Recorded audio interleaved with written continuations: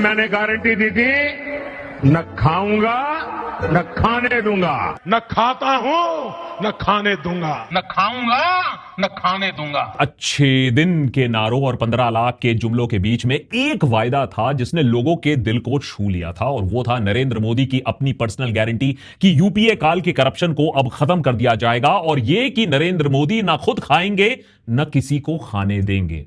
आज 12 साल बाद अच्छे दिन और 15 लाख रुपए तो नहीं आए, लेकिन जो एक बेसिक एक्सपेक्टेशन थी कि देश में करप्शन को रोका जाएगा, उस गारंटी के चीथड़े उड़ चुके हैं। वैसे तो सरकार मीडिया पर कब्जा बनाकर बैठी हुई है, सही खबर आप तक अक्सर पहुंचती भी नहीं है, लेकिन फिर भी देखने वालों को साफ साफ दिखता आया है कैसे भारतीय जनता पार्टी न सिर्फ खुद खा रही है, बल्कि अपने मित्रों, परिवारजनों और करीबियों को ठूस ठूस कर खिला रही है। कभी इलेक्टोरल बॉन्ड्स के जरिए करप्शन को इंस्टीट्यूशनलाइज करके खाना खाया जा रहा है, कभी ईडी सीबीआई के प्रेशर डालकर खाने वाले लीडर्स को बीजेपी में शामिल किया जा रहा है, तो कभी E20 E85 का खेल रचकर परिवारजनों को खाना खिलाया जा रहा है। और हाल ही में खबर यह भी आई है कि कैसा अमृतकाल आ चुका है हमारे देश में कि भगवान श्री राम के नाम पर चढ़ाया गया सोना चांदी भी सत्ता के करीबी लोगों ने खाकर हजम कर लिया। पहले भगवान श्री राम के नाम पर वोट की चोरी, और अब तो खुल्लम लूटपाट चल रहा है, अजीब फकीरी चल रही है हमारे देश में।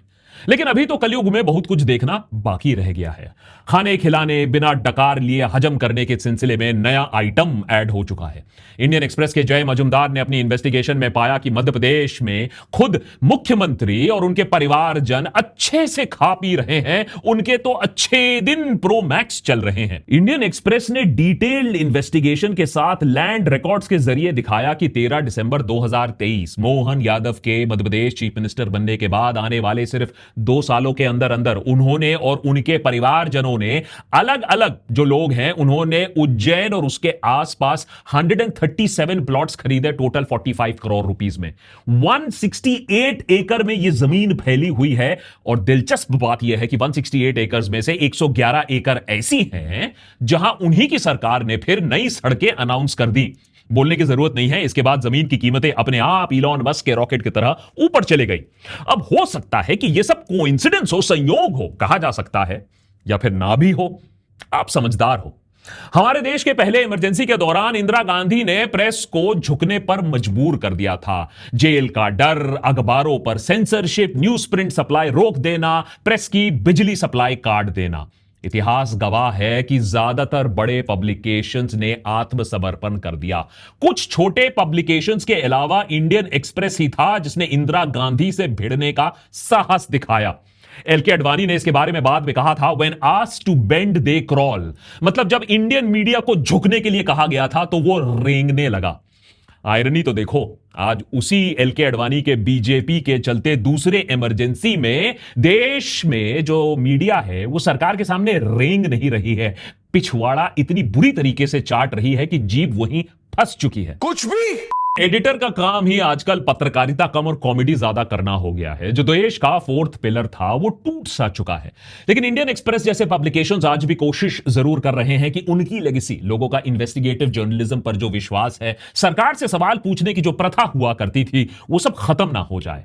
देशभक्त के आज के एपिसोड में क्यों इंडियन एक्सप्रेस का ये जो खुलासा है उस समय की याद दिलाता है जब ऐसे रिपोर्ट्स चमत्कार नहीं हुआ करते थे, आए दिन आया करते थे। अयोध्या में जो कांड हुआ उसके बाद उज्जैन में यह पूरा चक्रव्यूह कैसे रचा गया है, कैसे है ये एक इनसाइडर ट्रेडिंग का किस्सा, बस सरकारी वर्जन है, मार्केट्स का नहीं है। कैसे एक पूरा परिवार, एक पूरा नेटवर्क, एक पूरे क्षेत्र की तकदीर बदलने वाली सरकारी स्कीम के साए में अंधाधुंध जमीन खरीद रही थी, और बीजेपी जो रात दिन ऑपोजिशन को भ्रष्टाचार का इल्जाम लगाती रहती है, क्या उसने अपने घर में क्या चल रहा है वो देखा है? क्या ये कॉन्फ्लिक्ट ऑफ इंटरेस्ट नहीं चल रहा है? चौकीदार क्या कर रहा था जब ये सारी धांधली चल रही थी? या चौकीदार भी हिस्सेदार है इस भोजन में? उज्जैन महाकाल की नगरी, महाकाल मंदिर, शिप्रा नदी, सदियों पुरानी धार्मिक विरासत, हर आम हिंदू के लिए एक आस्था का केंद्र। लेकिन उज्जैन शहर के ऊपर लालचियों की नजर काफी समय से रही है। देश में रियल एस्टेट सबसे तेजी से यहां बढ़ा है। अयोध्या की तरह रिलीजियस टूरिज्म के चलते यहां एक रियल एस्टेट का मानो गोल्ड रश चल रहा हो, और इसी गोल्ड रश की टाइमिंग बिल्कुल मैच करती है मोहन यादव के मध्य प्रदेश के मुख्यमंत्री बनने से। 2028 में याद रखिए यहां सिंहस्थ कुंभ भी होगा। एस्टिमेट्स की माने तो 2 करोड़ लोग यहां हर दिन मेले में आ सकते हैं। एक एस्टिमेट के हिसाब से यहां 50 से 60 करोड़ की फुटफॉल हो सकती है एक महीने के अंदर अंदर। अब इसके लिए एमपी गवर्नमेंट क्या प्लान कर रही है? सीधी बात करें तो एक नई दुनिया बनाने का प्लान है। उज्जैन में 20,000 करोड़ से ज्यादा का इन्वेस्टमेंट, नए हाईवेज, मेट्रो इंदौर से उज्जैन तक 2 घंटे की दूरी 50 मिनट में कर लोगे। 11 स्टेशन हैं इसमें, 4.5 किलोमीटर अंडरग्राउंड स्ट्रेच है, रिवर फ्रंट डेवलपमेंट चल रहा है, flyover, medical city, IT park, science city और एक कुंभ सिटी जिसमें 5,000 करोड़ की लागत से परमानेंट टाउनशिप बनाई जा रही है। इसके अलावा उज्जैन मास्टर प्लान 2035 बना हुआ है। इस प्लान के तहत हजारों एकड़ जमीन जो अभी एग्रीकल्चरल कैटेगरी में आते हैं, यानी खेत जिसे फार्मर्स ने आबाद किया है, उसे रेजिडेंशियल या कमर्शियल कैटेगरी में कन्वर्ट किया जाएगा। मतलब सिंपल भाषा में बोले तो जो जमीन अभी किसान की रजिस्ट्री में 1 कौड़ी की है, वो कल अमीर लोगों की कॉलोनी वहां बनाई जाएगी। किसी भी क्षेत्र में जब ऐसा होता है, लैंड यूज चेंज किया जाता है, तो जमीन की कीमत रातों रात 5 से 10 गुना तक बढ़ जाती है। रियल एस्टेट डेवलपर्स ऑलरेडी बोल रहे हैं कि इंदौर उज्जैन कॉरिडोर में 5,500 6,500 पर स्क्वायर फीट का रेट अभी जो चल रहा है, वो 2028 आते आते धड़ल्ले से बढ़ जाएगा। गोदरेज प्रॉपर्टीज ने एक प्रोजेक्ट यहां लॉन्च किया था, एक ही दिन में बिक गया, इतना डिमांड है। अब सोचो, अगर किसी को आज पता हो कि कल कौन सा जमीन कहां सोने के भाव बिकने वाला है, कन्वर्ट होने वाला है, और उसने पहले ही उस जमीन को सस्ते दामों में खरीद लिया, तो आप उसे क्या बोलोगे? अ सैवी इन्वेस्टर हो सकता है, लेकिन जब वो इन्वेस्टर खुद ही मुख्यमंत्री हो या मुख्यमंत्री के परिवारजन हो, तब आप उसे क्या बोलोगे? यह पूरा इन्वेस्टिगेशन इसी सवाल के ऊपर आधारित है कि क्या पॉलिटिक्स और एथिक्स में कोई भी जोड़ बाकी रह गया है या उनका कंप्लीट डिवोर्स हो चुका है। 13 दिसंबर 2023 मोहन यादव मध्य प्रदेश के मुख्यमंत्री की शपथ लेते हैं। काफी सरप्राइजिंग चॉइस था बाय द वे। बीजेपी में ज्यादा चर्चा नरेंद्र सिंह तोमर या शिवराज सिंह चौहान के नाम को लेकर थी, लेकिन हाईकमांड ने मोहन यादव को चूज किया। दरअसल बीजेपी ने अपने पत्ते अच्छे खेले। OBC card, regional card, Ujjain connection card बहुत जरूरी था। मोहन यादव आइडियल चॉइस थे। बाय द वे, वो पहले भी उज्जैन विकास प्राधिकरण और एमपी पर्यटन विकास निगम से जुड़े हुए थे, दोनों पदों पर रह चुके थे। मतलब उज्जैन की नब्ज उन्हें अच्छे से पता थी, कौन सी जमीन कहां है, क्या बढ़ने वाला है, इसका अंदाजा किसी बाहरी आदमी से ज्यादा उन्हें था। उनके शपथ लेने के कुछ महीने बाद से ही जो आंकड़े थे उसको इंडियन एक्सप्रेस के रिपोर्टर्स लैंड रिकॉर्ड्स के थ्रू खंगालना उसे शुरू कर दिया उन्होंने। रजिस्ट्रार का ऑफिस हो, म्यूटेशन एंट्रीज हो, तहसील के रिकॉर्ड्स हो, रेरा फाइलिंग्स हो, महीनों की मेहनत के बाद जो पिक्चर उभरी वो अलार्मिंग ही नहीं, काफी डिस्टर्बिंग है। ये बातें सोशल मीडिया में बाय द वे दबे सुरों में लोगों ने की थी, लेकिन जब तक ना कोई बड़ी मीडिया ऑर्गेनाइजेशन अपनी छानबीन इंडिपेंडेंट तरीके से करे, उस पर अपनी मोहर लगाए, तब तक बाकी देश उसे मानेगा नहीं। जय मजुमदार की छानबीन से साफ पता चलता है कि मुख्यमंत्री बनने के बाद मोहन यादव का परिवार और उससे जुड़ी कंपनीज ने उज्जैन और आसपास कम से कम 137 प्लॉट्स खरीदे। 168 एकर्स में फैला हुआ यह जमीन लगभग 45 करोड़ रुपीस के कीमत में खरीदा गया। और सिर्फ यही नहीं, 2021 से 2023 के बीच में, यानी सीएम बनने से पहले भी लगभग 85 एकर्स अलग अलग जमीन खरीदी गई थी। टोटल पिक्चर देखें तो परिवार और उनके कंपनीज के पास अगर आप सब कुछ मिला लो तो 330 एकड़ से ज्यादा जमीन है इनके पास। कह लीजिए इसे मॉडर्न डे जमींदारी। या यह भी हो सकता है कि यादव जी मध्य प्रदेश के विकास में डायरेक्टली हाथ बटाना चाहते हैं, इसीलिए सिर्फ वो ही नहीं बल्कि उनका पूरा खानदान इस मुहिम में जुटा हुआ है। जमीन सबने खरीद के रखी है। मोहन यादव की पत्नी सीमा यादव, बहू शालिनी यादव, भाई नारायण यादव और नंदलाल यादव, भाभी रेखा यादव, भतीजा अभय यादव, चचेरा भाई गोविंद यादव AKA बबलू और दूसरा चचेरा भाई नीलेश यादव। और इसके बाद आती हैं कंपनीज जिन्होंने लैंड खरीदी। इसकी भी बहुत लंबी लिस्ट है। Siddhi Vinayak Devcon private limited, Shri Annapurna construction, Shri Annapurna enterprises, Shreyavi developers, Shri Venkatesh Dev build LLP और मंगल मूर्ति इंफ्रा। पूरा फैमिली ट्री पूरा बिजनेस नेटवर्क साथ में एक साथ चल रहा था। ऑर्केस्ट्रेटेड ऑपरेशन की तरह हर कोई अपने रोल में काम कर रहा था। कोई जमीन खरीद रहा था, कोई इसे डेवलप कर रहा था, कोई बिल्डर से डीलिंग कर रहा था, कोई रेरा में रजिस्टर कर रहा था। मिडलमैन नहीं, सब परिवार के अंदर ही सब चल रहा था। लेकिन सिर्फ नंबर से पूरी पिक्चर सामने नहीं आती है। ये कहां जमीन खरीद रहे थे, जमीन की तकदीर कैसे बदल रही थी, रास्ते कहां कहां से और किस जमीन के बगल से निकलने लगे, ये सबसे बड़ा सवाल है। और इसी सवाल का जवाब हमारे देश के ये जो नेता बाबू बिल्डर नेक्सस है उसकी सच्चाई को बयां करता है। लेकिन यहां यादव जी तो इसे नेक्स्ट लेवल तक ले गए। समझाता हूं कैसे। अगर कोई चीफ मिनिस्टर या उनके परिवारजन किसी जमीन को खरीदते भी हैं तो कौन सी बड़ी बात हो गई, कौन सी आफत आ गई भाई, आप पूछोगे। अरे दिल्ली में 100-100 करोड़ के तो अपार्टमेंट बिकते हैं, नेतागण भी खरीदते होंगे। और मोहन यादव के परिवारजन जो हैं वो तो कंस्ट्रक्शन इंडस्ट्री में पहले से ही शामिल है। बात तो सही है, लेकिन क्या किसी भी सीएम पर इनसाइडर ट्रेडिंग का एलिगेशन उसे शोभा देता है? लेकिन यहां ऐसा एक केस है, समझाता हूं। स्टॉक मार्केट में अगर आप सोच लो एक सीईओ है या सीनियर मैनेजमेंट का कोई बंदा है और उसे कोई ऐसी खुफिया जानकारी, अंदरूनी जानकारी है जिसके दम पर वो शेयर मार्केट पे ट्रेड करता है, तो इसे इनसाइडर ट्रेडिंग कहा जाता है। और अगर ऐसा आरोप लगता है तो सजा काफी कड़ी हो सकती है, जेल भी हो सकती है। सोचो कि किसी कंपनी के डायरेक्टर को मालूम है कि कंपनी का मर्जर होने वाला है बड़े कंपनी के साथ, शेयर्स आसमान छूने वाले हैं, तो उसका उस समय शेयर खरीदना या बेचना किसी भी तरीके से वो इलीगल माना जाता है। लेकिन यही काम शेयर मार्केट से बाहर अगर कोई नेतागण करता है तो कोई दिक्कत नहीं। सोचो कि आप किसी एरिया के विधायक हो या किसी राज्य के मंत्री हो और आप जानते हो कि कौन से एरिया में हाईवे आने वाली है और उसके बगल में जो जमीन है उसकी कीमत ऑटोमेटिकली बढ़ जाने वाली है। अनाउंसमेंट के 1 साल बाद तो वो जमीन सोना बन चुकी होगी। अगर आप जानते हो कि कौन सी एग्रीकल्चरल जमीन कल मास्टर प्लान में रेजिडेंशियल होने वाली है, उसकी वैल्यूएशन तो ओवरनाइट रॉकेट बन जाएगी। तो पहले से अगर वहां कोई जमीन खरीदता है तो आम आदमी के लिए स्मार्ट इन्वेस्टमेंट होता है।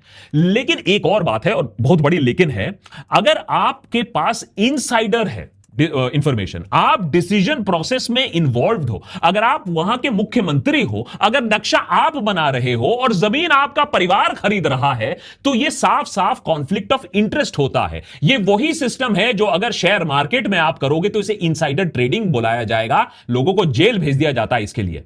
इंडियन एक्सप्रेस की इन्वेस्टिगेशन का कोर फाइंडिंग यही है। मोहन यादव के परिवार ने जो 168 एकड़ उनके मुख्यमंत्री बनने के बाद खरीदे, उसमें लगभग 111 एकड़ उन जगहों में था जहां से उनकी सरकार ने नई सड़क परियोजनाएं अनाउंस कर दी। मतलब उन्हें पहले से पता था कि सड़क कहां से निकलने वाली है, इसीलिए ऑफिशियल अनाउंसमेंट के पहले ही उन्होंने सस्ते रेट में उन इलाकों में जमीन खरीद ली। अब जब सच में वहां सड़क बनेगी तो रेट्स बढ़ेंगे और ये सारे लोग मालामाल हो जाएंगे। इंडियन एक्सप्रेस में छपी इस रिपोर्ट का इस एपिसोड को रिकॉर्ड करते वक्त तो किसी ने खंडन नहीं किया है, क्योंकि इसमें डिटेल इतना ज्यादा दिया हुआ है कि इसे मना करना काफी मुश्किल होगा। गानगेदी, उज्जैन बडनागर और उज्जैन इंदौर हाईवे का जंक्शन, 2 बड़े हाईवेज का मीटिंग पॉइंट। गोविंद यादव और पार्टनर्स ने अप्रैल 2024 और जुलाई 2025 के बीच में सिर्फ 15 महीनों के अंदर 16 अलग अलग डील्स में 41 एकड़ जमीन यहां खरीदी। सीधा उसके बाद उन्होंने क्या किया, जमीन को एक बिल्डर को दे दिया, इंदौर के शांति महालोक बिल्डर्स को, डेवलपमेंट के लिए। डील क्या थी, बिल्डर अपने पैसों से कंस्ट्रक्शन करेगा, पूरा रिस्क बिल्डर लेगा और डेवलप्ड प्रॉपर्टी का 67.8% हिस्सा गोविंद यादव और पार्टनर्स को मिल जाएगा, बिना 1 रुपया लगाए, सिर्फ जमीन देने के बदले में। दूसरा एक और पार्सल था, डील थोड़ी अलग थी, 60-40 स्प्लिट, लैंड ओनर को 60% मिल जाएगा बिना किसी रिस्क के। इस डील में रिस्क क्या था गोविंद यादव का, प्रैक्टिकली शून्य, और प्रॉफिट पोटेंशियल एस्ट्रोनॉमिकल, अनलिमिटेड, क्योंकि हाईवे जंक्शन पर कमर्शियल प्रॉपर्टी डेवलप हो रहा है जहां 2028 में बोला जा रहा है 2 करोड़ लोग आएंगे। यह सिर्फ एक ऐसा स्ट्रेटेजिक जंक्शन नहीं है, यही एक पैटर्न हमें मिल रहा है। हर लोकेशन पर एक क्रूशियल रोड प्रोजेक्ट है, कोई बाईपास है, कोई चौराहा है, और हर लोकेशन पे यादव परिवार का नाम मिलेगा, वहां उनके प्लॉट्स आपको मिलेंगे। तो क्या यादव परिवार अपने पॉलिटिकल कनेक्शंस का फायदा उठा रहा था, सस्ते में स्ट्रेटेजिकली लोकेटेड जमीन खरीद रहा था, रस्ते बाद में वहां खिंचवाए जा रहे थे, लैंड कन्वर्जन बाद में हो रहा था? परिवार से जब इंडियन एक्सप्रेस ने इसके बारे में पूछा तो गोविंद यादव के बेटे अनंत यादव ने इंडियन एक्सप्रेस को बताया कि उनका परिवार 2010 से ही रियल एस्टेट के बिजनेस पर है। अब उनके अगर अंकल चीफ मिनिस्टर बन जाते हैं तो बिजनेस वो बंद तो नहीं कर सकते हैं, जमीन खरीदना उनका हक है एज प्राइवेट इंडिविजुअल्स। गांगेदी के बारे में उन्होंने कहा कि जमीन हाईवे पर नहीं है, 100 मीटर दूर है। हाईवे 2019 में क्लियर हुआ था, डील्स 2020 में हुए थे जब परिवार में कोई भी मिनिस्टर नहीं था। अब हो सकता है ये एक वैलिड पॉइंट भी है और हम मानते हैं कि टाइम स्पैन इतना भी क्लियर नहीं है, कुछ कंप्लेक्सिटी जरूर है। लेकिन अगर आप पूरी इन्वेस्टिगेटिव सीरीज पढ़ोगे, और मैं इंकरेज करता हूं कि आप इंडियन एक्सप्रेस का ये 5 पार्ट में छपा ये जो सीरीज है इसे डिटेल में पढ़ो तो पैटर्न आपको क्लियरली दिखने लगेगा। इतने इलाकों में इतने अलग अलग फैमिली मेंबर्स के नाम आपको मिलेंगे तो इसे कोइंसिडेंस बोलना थोड़ा मुश्किल हो जाता है। चलो, बहुत हुई बात चीफ मिनिस्टर के बारे में, अब आते हैं दूसरे फील्ड कमांडर के ऊपर, नीलेश यादव पर। नीलेश और गोविंद यादव सीएम साहब के फर्स्ट कजन्स हैं और ये दोनों भाई गोविंद और नीलेश इस पूरे लैंड ऑपरेशन के असली कर्ता धर्ता हैं, किरदार हैं। गोविंद ज्यादा लैंड एग्रीगेशन करता है, जमीन खरीदता है, पार्टनर्स के साथ डील्स करता है, बिल्डर्स को हैंडओवर करता है। नीलेश उसे डेवलप करता है, ब्रांड बनाकर, रेरा में रजिस्टर करवाकर, हाउसिंग स्कीम्स लॉन्च करके। डिवीजन ऑफ लेबर है, क्लीन सिस्टमैटिक परिवार काम कर रहा है। नीलेश ने एक पूरा ब्रांड खड़ा कर दिया है, सावरिया। भगवान के नाम पर अपनी श्री अन्नपूर्णा कंस्ट्रक्शन के जरिए अक्टूबर 2024 से नवंबर 2025 के बीच में सिर्फ 13 महीनों के अंदर अंदर 4 नई हाउसिंग स्कीम्स रजिस्टर करवाई गई हैं मध्य प्रदेश रेरा के अंडर। श्री सावरिया धाम 7.5 एकर्स की जमीन खरीदी गई थी जुलाई 2023 में। सावरिया ड्रीम्स 5 एकड़ की जमीन खरीदी गई थी अक्टूबर 2023 में। सावरिया ग्रीन्स 12 एकड़ की जमीन श्री सिद्धिविनायक डेफकॉन से सितंबर 2024 में एक्वायर की गई, मतलब एक फैमिली की कंपनी ने दूसरे फैमिली की कंपनी को ट्रांसफर किया।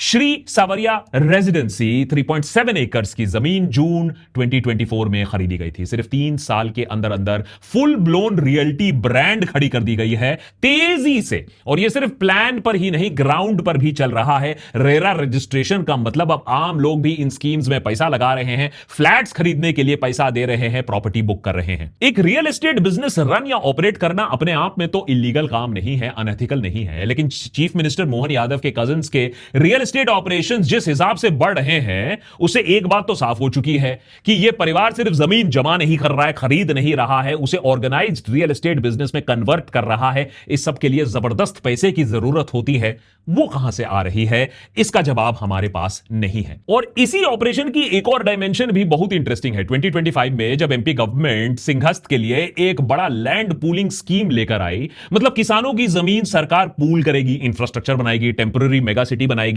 फिर उसके बाद किसानों को जमीन वापस दे दी जाएगी। किसानों ने इसके लिए ऑब्वियसली प्रोटेस्ट किया। जमीन की ओनरशिप, वैल्यूएशन, फ्यूचर यूज सब पर कंफ्यूजन था, लोगों में काफी गुस्सा हुआ, विरोध हुआ, तो सरकार को यह स्कीम वापस लेना पड़ा, टेंपररी मेगा सिटी मॉडल को कैंसिल करना पड़ा। लेकिन इंडियन एक्सप्रेस की इन्वेस्टिगेशन के मुताबिक जिन इलाकों में यह लैंड पूलिंग स्कीम से फायदा पहुंचने वाला था वहां भी यादव परिवार पहले से जमीन का मालिक बनकर बैठा हुआ था। मतलब चाहे स्कीम आए या ना आए, चाहे सरकार जमीन ले या ना ले, परिवार जन हर सिनारियो के लिए पोजीशन था, तैयार था। अब ये क्या सिर्फ किस्मत है या सहयोग है या अच्छी स्ट्रेटेजिक प्लानिंग है, आप सोच लीजिए। फाइनली वापस आते हैं उस स्लोगन के तरफ, ना खाऊंगा ना खाने दूंगा। 2014 में मोदी के आने से देश में एक सच्ची लहर थी, इस पर डिबेट नहीं है, एक उम्मीद थी कि कांग्रेस के दौर के corruption, 2G scam, Colgate, CWG जो हम स्कैम मानते थे, उससे लोग थक गए थे। 10 साल के यूपीए सरकार में लोग करप्शन से घुट रहे थे, देश को एक फ्रेश चेंज चाहिए था और मोदी वही फ्रेश चेंज बनकर आए। उनका personal character, simplicity, no family, कोई कहीं से तार नहीं जुड़े थे, एक कॉन्ट्रास्ट था यूपीए के दिनों से, और लोगों ने सोचा कि हां अब कम से कम देश में करप्शन कम हो जाएगा। आज 12 साल बाद खुद मोदी भी ना खाऊंगा ना खाने दूंगा, नोटबंदी, 15 लाख रुपया, स्मार्ट सिटी जैसे चीजों के बारे में बात नहीं करते हैं, क्योंकि प्रधानमंत्री खुद जानते हैं कि कितने लोग खा रहे हैं, कितने लोग खिला रहे हैं, कितनी प्रथा बढ़ चुकी है। मोहन यादव को अपॉइंट करने से पहले क्या हाई कमांड ने उनके बारे में स्टडी नहीं किया था? अच्छा चलो ठीक है, हो सकता है हाई कमांड इनकॉम्पिटेंट थी, उन्हें ये बातें नहीं मालूम थी। तो इतने सारे ये जो लैंड डील्स हुए हैं, real estate, land conversion, conflict of interest, अब ये खबर बाहर आने के बाद क्या मुख्यमंत्री को पद से हटाया जाएगा, उनको इस्तीफा देने को बोला जाएगा? मैं इस बात पर शर्त लगा सकता हूं कि ऐसा नहीं होगा। मैं इसलिए यह कह रहा हूं क्योंकि यह नया भारत है, यहां मंत्री रिजाइन नहीं करता है। धर्मेंद्र प्रधान ने रिजाइन किया क्या? चौड़ में घूम रहे हैं, कॉकरोचों का मजाक उड़ा रहे हैं, चाहे कितने भी बच्चे सुसाइड कर ले वो टस से मस नहीं होने वाले हैं।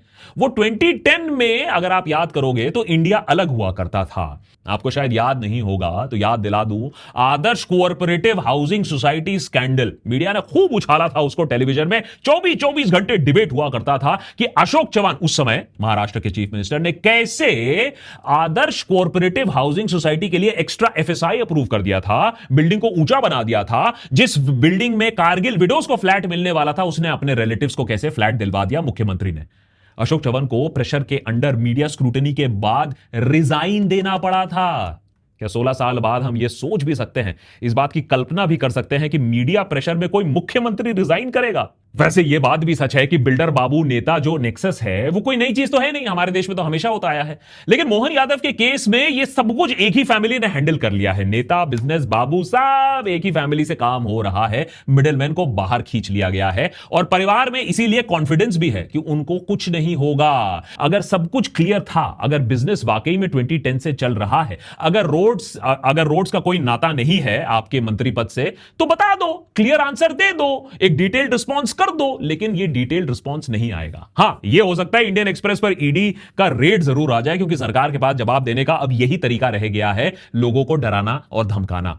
ना प्रधानमंत्री ट्वीट करेंगे, ना कोर्ट्स कोई एक्शन लेगा, विपक्ष वैसे में ही आईसीयू में पड़ा है, तो शायद मोहन यादव को कोई अनकंफर्टेबल सवालों का जवाब भी ना करना पड़े, उन्हें कोई घेरे भी ना। तो फिर वही होगा जो हमेशा से होता आया है, ऑपोजिशन को एंटी नेशनल बोल दिया जाएगा, रिपोर्टर्स को प्रोस्टिट्यूट बोल दिया जाएगा, इन्वेस्टिगेशन को पॉलिटिकल साजिश बोल दिया जाएगा और देश आगे बढ़ जाएगा अगले आउटरीच की तरफ, अगले स्कैंडल के तरह। यह फॉर्मूला हमने रफाल के समय भी देखा है, इलेक्टोरल बॉन्ड्स के समय भी देखा है, अडानी कंट्रोवर्सी के समय भी देखा है। एक पैटर्न है, इन्वेस्टिगेटिव जर्नलिज्म जो एक्सपोज करता है, इन्वेस्टिगेटिव जर्नलिज्म को ही डिस्क्रेडिट कर दो। और उसके ऊपर मीडिया का एक हिस्सा है जो चाटुकार मीडिया है, वो बेसिकली डिफेंस में लग जाएगा सरकार के और देश आगे बढ़ जाएगा। अगला कुछ दिनों में कोई और न्यूज आ जाएगा, बिजनेस एज यूजुअल। एक पार्टी जो दिन रात कांग्रेस पर भ्रष्टाचार का इल्जाम लगाती आई थी, राहुल गांधी के घर के बाहर प्रदर्शन किया करती थी, रॉबर्ट वाड्रा के जमीन डील्स के बारे में संसद में घंटे घंटे पर डिबेट हुए, क्या वो अपने घर में जो चल रहा है उसकी अकाउंटेबिलिटी लेगी? क्या दरवाजे खोलेगी? इंसिडेंटली जय मजूमदार वही रिपोर्टर है जिन्होंने रॉबर्ट वाड्रा के लैंड डील्स का खुलासा भी किया था।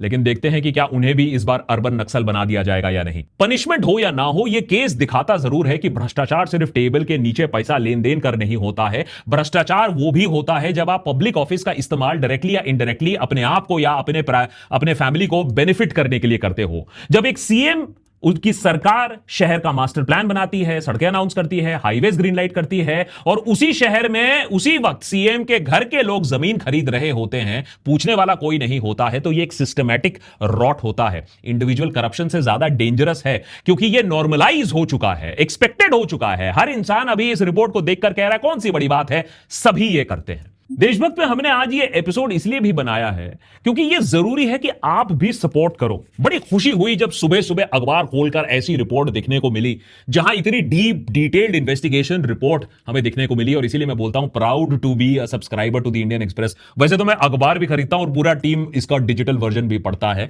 जरूरी यह है कि आप ऐसी इन्वेस्टिगेटिव रिपोर्टिंग को सपोर्ट करोगे, नहीं तो ऐसी चीजें होती रहेंगी, नॉर्मलाइज होती रहेंगी।